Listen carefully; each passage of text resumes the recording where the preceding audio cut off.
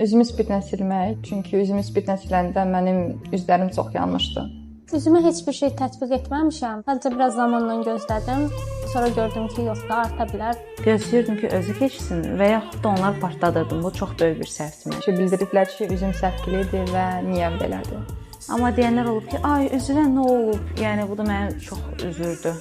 İnanmırdım ki, mənim üzlərim belə görünə bilər və çox xoşbəxt idim. Çox sevinirəm. Yəni özümü çox daha gözəl hiss edirəm. Dərimi yenilədi.